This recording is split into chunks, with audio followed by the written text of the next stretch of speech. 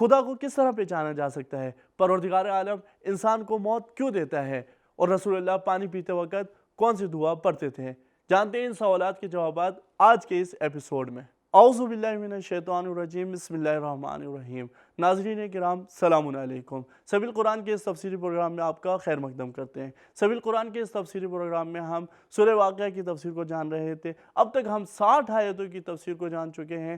آج ہم کچھ نئی آیتوں کی تفسیر لے کر آپ کی خدمت میں حاضر ہوئے ہیں۔ تو آئیے چلتے ہیں آج کے ایپیسوڈ کی پہلی 2 آیتوں کی تفسیر کو جاننے کے لیے پہلے ان کی تلاوت اور اس کے ترجمے کو سنتے ہیں۔ كتاب أنزلناه إليك مبارك ليدبروا آياته وليتذكر أولو الألباب بسم الله الرحمن الرحيم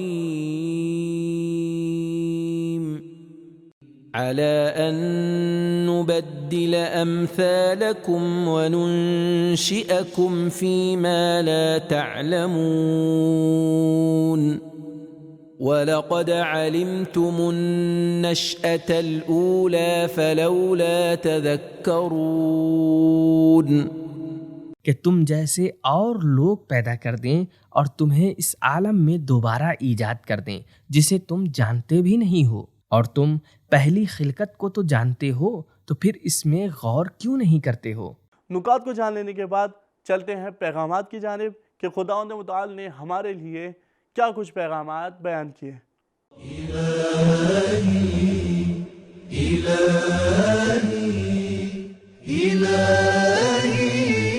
پیغام: موت کا ایک فلسفہ دوسروں کو پہلے کی جگہ پہ لانا اور نئی چیزیں لانا ہے۔ نمبر 2، خدا کی قدرت موت و حیات کے بدل دینے پر دلیل ہے کہ خدا معاد کے بنانے پر بھی قدرت رکھتا ہے۔ نمبر 3، دنیا گزرنے کی جگہ ہے، رکنے کی نہیں۔ نمبر 4، انسان قیامت کے حالات سے آگاہ نہیں ہے کہ کب آئے گی اور جن حالات میں حاضر ہونا پڑے گا۔ آج کے ایپیسوڈ کی پہلی 2 آیتوں کی تفسیر کے بعد چلتے ہیں اگلی 5 آیتوں کی تفسیر کو جاننے کے لیے پہلے ان کی تلاوت اور اس کے ترجمے کو سنتے ہیں۔ أفرأيتم ما تحرثون أأنتم تزرعونه أم نحن الزارعون لو نشاء لجعلناه حطاما فظلتم تفكهون إنا لمغرمون بل نحن محرومون۔ اس دانے کو بھی دیکھا ہے جو تم زمین میں بوتے ہو، اسے تم اگاتے ہو یا ہم اگانے والے ہیں؟ اگر ہم چاہیں تو اسے چور چور بنا دیں تو تم باتیں ہی بناتے رہ جاؤ کہ ہم تو بڑے گھاٹے میں رہے، بلکہ ہم تو محروم ہی رہ گئے۔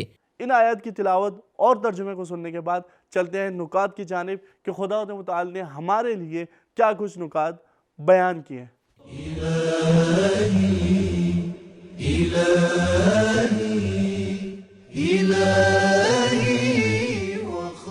حطام ٹوٹنے اور کچل دینے کے معنی میں ہے۔ تفکہون پھل کھانے، مذاق کرنے اور تعجب اور پشیمانی کے معنی میں ہے۔ مغرمون غرامت سے ہے جو نقصان کی بھرپائی اور ہرجانہ دینے کے معنی میں ہے۔ اگر تھوڑا سا غور و فکر کریں، زمین انسان کے جسم کو خاک میں بدل دیتی ہے لیکن دانے کو خاک میں نہیں بدلتی ہے۔ دانہ زمین 2 متضاد حرکت انجام دیتا ہے، اس کا تنا اوپر کی طرف جاتا ہے اور جڑ نیچے کی طرف۔ جڑ معدنیات کو جذب کرتی ہے اور تنا موانع کو دور کرتا ہے، چاہے وہ سخت ہی کیوں نہ ہو۔ ایک دانہ کئی بالیوں میں بدل جاتا ہے اور نسل کو بڑھاتا ہے۔ ہر قسم کا بدلاؤ نیچر اور طبیعت میں خدا کے لیے ایک جیسا ہے۔ موجودات کی زندگی یا موت، پانی کی مٹھاس یا کڑواہٹ، سب اللہ کے نزدیک ایک جیسا یعنی برابر ہے۔ خدا کو پہچاننے کا ایک راستہ موجودہ حالت کی برعکس صورت ہے، جیسا کہ کہا گیا ہے تو عرف الاشیاء بازدادها، یعنی ہر چیز کی ضد اور خلاف کے تصور سے اس چیز کی اہمیت معین ہوتی ہے۔ جیسے اگر دن یا رات میں سے کوئی بھی لمبی ہو جائے، اگر سارا پانی زمین میں جذب ہو جائے، اگر ساری کھیتیاں گھاس بن جائیں، اگر تمام پانی کڑوا ہو جائے، وغیرہ وغیرہ، تو کون ہے جو اس حالت کو بدل سکتا ہے؟ ہاں، اگر انسان اس نقطے کی طرف توجہ کرے کہ جو بھی رکھتا ہے وہ ہر لمحہ بدلاؤ اور ختم ہونے کی ڈگر پہ ہے، اور اس کے نابود اور ختم ہونے کے نتائج پہ غور کرے، تو جو نعمتیں اس کے پاس ہیں اس کی اہمیت کو جان جائے گا اور خدا کے لطف و کرم کو زیادہ سمجھے گا۔ بہترین نکات کے بعد چلتے ہیں پیغامات کی جانب کہ خداوند متعال نے ہمارے لیے کیا کچھ پیغامات ان آیات کے اندر رکھے ہیں۔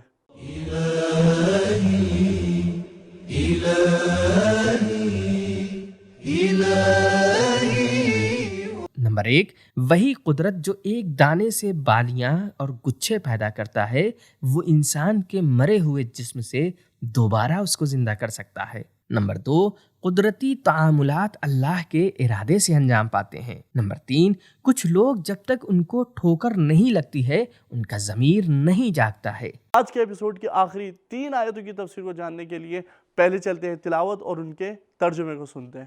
أفرأيتم الماء الذي تشربون أأنتم أنزلتموه من المزن أم نحن المنزلون لو نشاء جعلناه أجاجا فلولا تشكرون۔ کیا تم نے اس پانی کو دیکھا ہے جس کو تم پیتے ہو؟ اسے تم نے بادل سے برسایا ہے یا اس کے برسانے والے ہم ہیں؟ اگر ہم چاہتے تو اسے کھارا بنا دیتے، تو پھر تم ہمارا شکریہ کیوں نہیں ادا کرتے ہو؟ تلاوت اور ترجمے کے بعد چلتے ہیں نکات کی جانب کہ خدا متعال نے ہمارے لیے کیا کچھ نکات بیان کیے۔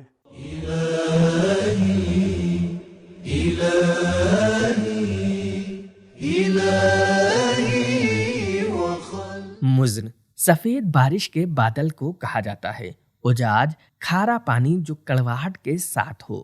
حدیث میں پڑھتے ہیں کہ جب بھی رسول اللہ صلی اللہ علیہ وآلہ وسلم پانی پیتے تھے تو فرماتے تھے الحمدللہ الذی سقانی عذبا فراتا برحمتہ ولن یجعلہ ملحا اجاجا بذنوبی۔ ساری تعریف اس اللہ کے لیے ہے جس نے مجھے بہترین پانی پلایا اور میرے گناہوں کی وجہ سے اس کو کھارا نہیں کیا۔ پانی کے پیاس بجھانے کا کردار۔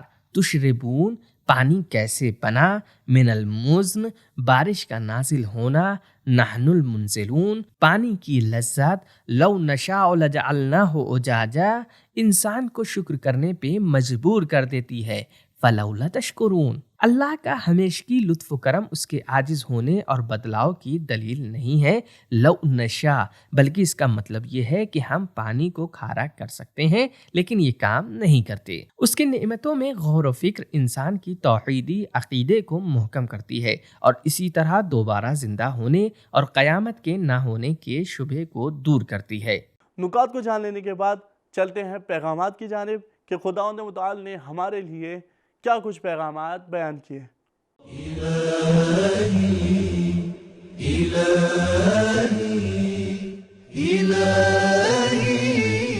نمبر 1، قرآن کی دلیلیں وسیع، سادہ اور گہری ہوتی ہیں۔